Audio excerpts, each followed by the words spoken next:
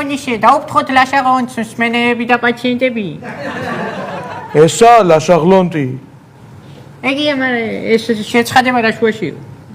ვაფიქრებინოთ, რომ დადებითი განწყობით ვართ. ლაშაღლონტი ერთი შეხედვით მომღერალს არ გავს. არც მეორე შეხედვით. ლაშაღლონტის სიმღერები ხალხს მოტივაციას აძლევს. ამან თუ შეძლოთ, ჩვენ შევძლებთო. ლაშაღლონტი ისე მაგრად ღერის, ნეტავ ეგრე მაგრამ მე ვჩეკვავდი. ონიშე, მოდი შევაქოთ, იქნება ზაფხულში ბათუმში დავკვატიოს. მიდი დაიწყე. შენ დაიწყე. გონი ჯობია ქობულეთში დავისვენოთ.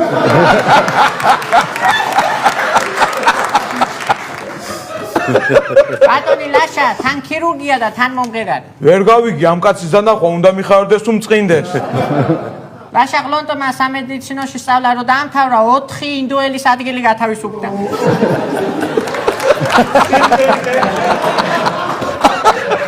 ნეტა როგორი ექიმი იყო?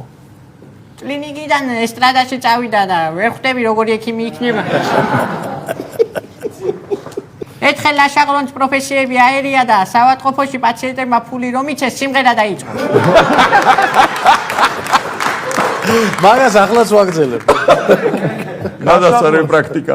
ლაშაღლონტს ოპერაციის დროს პაციენტის მუცესში ტელეფონი ჩარჩა. თუმცა საგანგაშო არაფერია. ის ტელეფონი ისედაც ველმოდური იყო.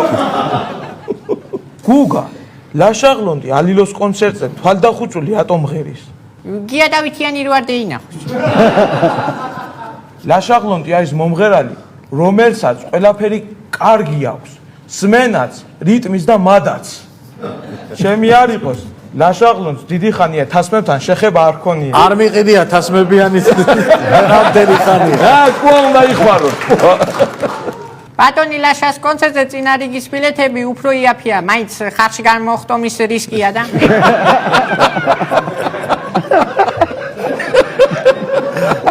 ბატონი ლაშა დიეტაზე დაჯდა. ეთყობა მალევე წამოდგა.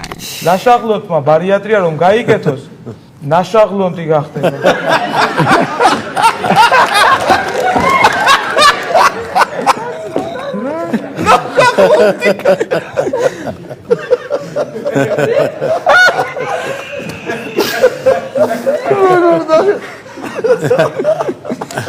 ლაშაღლონტმა პირველი ალბომი 2012 წელს გამოუშვა.